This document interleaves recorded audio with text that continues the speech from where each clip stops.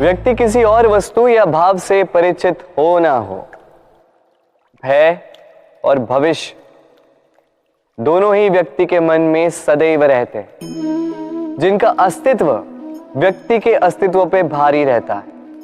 विचित्र है ना?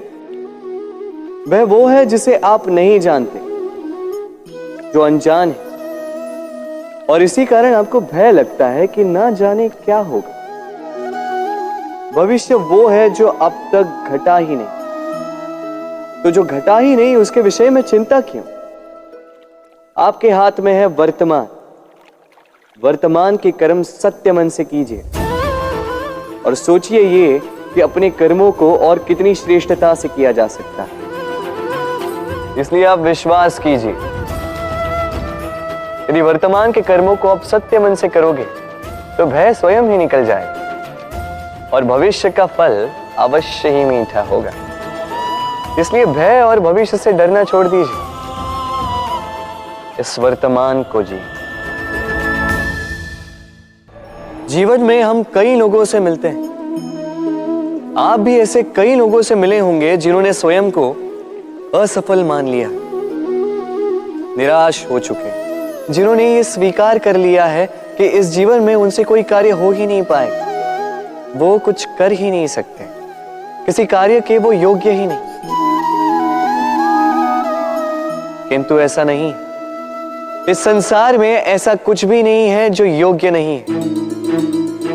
कोई ऐसा अक्षर नहीं है जो किसी मंत्र का भाग ना, कोई ऐसी जड़ी बूटी नहीं है जो औषधि ना, कोई ऐसा विष नहीं है जो समय आने पर अमृत ना बन जाए।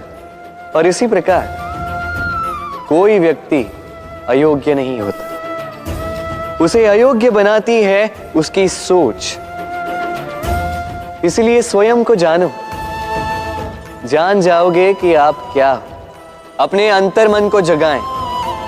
आप देखेंगे कि जिस संसार की नींव ही बनी है आशा से, उस संसार में निराशा, हताशा और हार जैसा कोई भाव अस्तित्व ही नहीं रखता।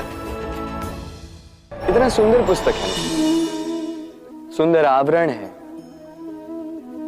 सजाए हुए पृष्ठ है।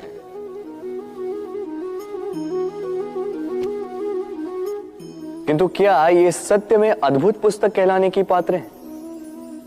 क्या इसमें जो लिखा है वो सत्य है, प्रेरणादायी है, हमारे लिए मूल्यवान है?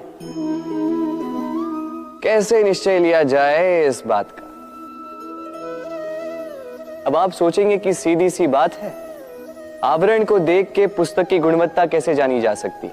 इसके लिए तो आपको उसे पढ़ना होगा, उसे समझना होगा, समय देना होगा, है ना?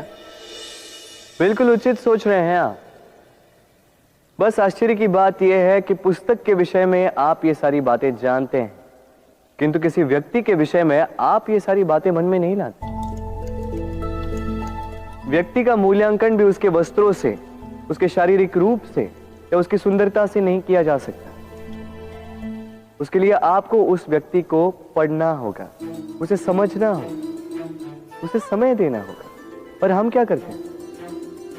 पहनावे, रंग, सुंदरता को देखकर आकर्षित हो जाते हैं, उसे प्रेम समझ बैठते हैं और आए दिन कोई ना कोई ये कहते सुनाई देता है कि उसकी प्रेम कहानी सफल नहीं हो पाई, उसे छल मिला।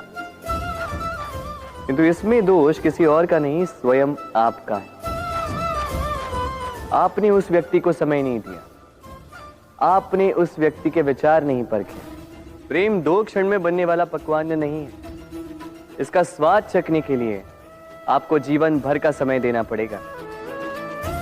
तो समय दीजिए, एक दूसरे के रूप से नहीं, आत्मा से जुड़ी, निश्चित ही मन प्रसन्नता से कह उठेगा,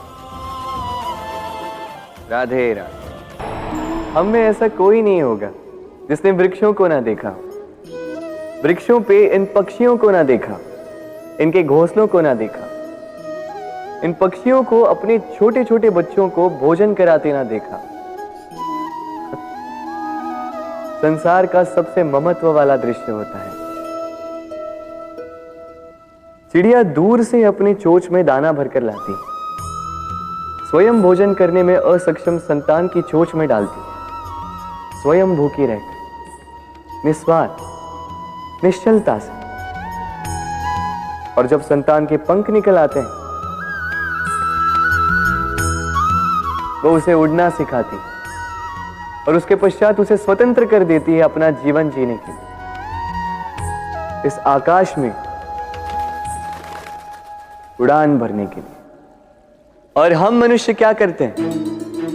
जिस संतान को हम पंछी की भांति पालते हैं, उसके पंख निकलते ही हम उसे बांध देते हैं, ये सोच के कि कहीं वो दूर उड़कर न चली जाए। ऐसा नहीं कि इस स्थिति में माता पिता को संतान से प्रेम नहीं है, अवश्य है, किंतु इसमें प्रेम पर मोह भारी पड़ जाता है, जो स्वयं अपने और संतान के भविष्य के बीच में बाधा बन जाता है। हम ये भूल जाते हैं कि हम केवल जन्मदाता है, भाग्य विधाता नहीं। तो जब प्रेम में मोह आ जाए तो वो प्रेम नहीं, स्वार्थ बन जाता है।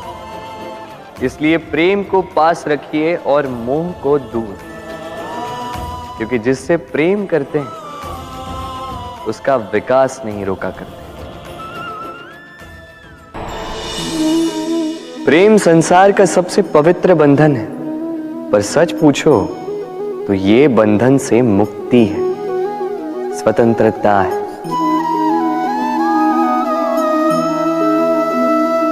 नहीं समझे?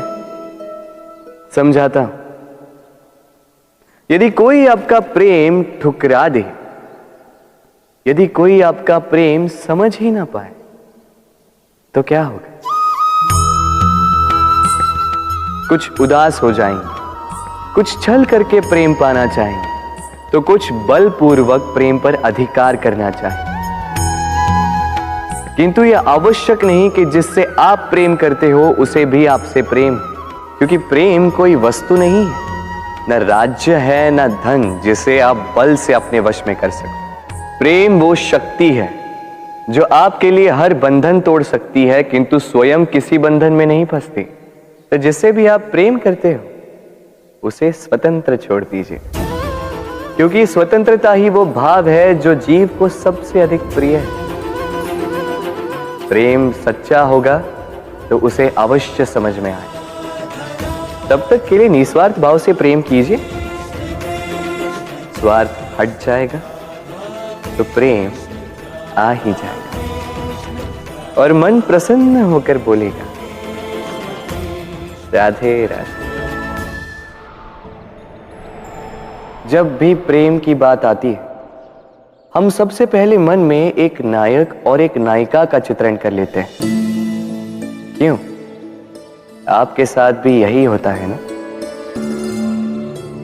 पर क्या प्रेम केवल नायक नायिका के आकर्षण का बंधन है?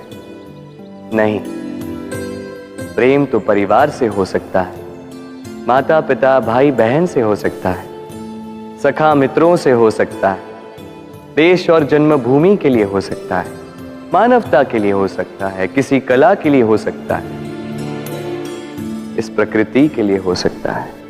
पर प्रेम कभी उस पन्ने पर लिखा ही नहीं जा सकता जिस पर पहले ही बहुत कुछ लिखा हो। जैसे एक भरी मटकी में और पानी आ ही नहीं सकता। तो यदि प्रेम को पाना है तो मन को खाली करना होगा, अपनी इच्छाएं, अपना सुख सब त्याग कर समर्पण करना होगा। अपने मन से व्यापार हटा दो, तभी प्यार मिलेगा और मन प्रसन्न होकर बोलेगा, राधे राधे।